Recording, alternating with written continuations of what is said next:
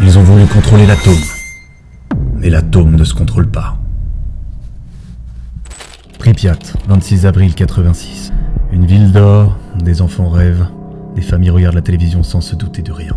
Dans la salle de contrôle du réacteur numéro 4, un test est en cours. Les ingénieurs veulent simuler une panne d'électricité pour prouver que la centrale peut redémarrer toute seule. Ils forcent la machine, ils désactivent les sécurités une à une, et l'atome commence à s'échauffer. Le réacteur devient instable, il surchauffe, mais personne ne comprend à quel point il est déjà trop tard. Une explosion. Pas de flamme au début, juste un nuage de graphite en feu. Les premiers à arriver sont les pompiers de Pripyat. Ils montent sur le toit sans combinaison, sans masque, sans aucun indice du danger. Ils marchent sur du plutonium en fusion avec des bottes en cuir et des seaux d'eau.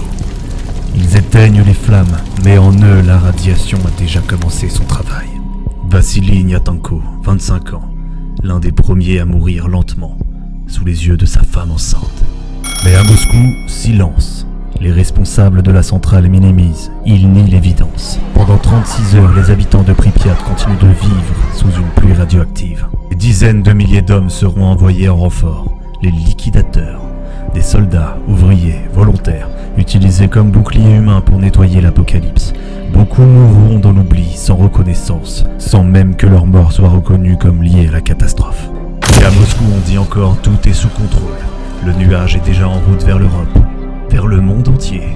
Et aujourd'hui encore, le cœur du réacteur est là, silencieux, enterré sous le sarcophage, mais pas endormi.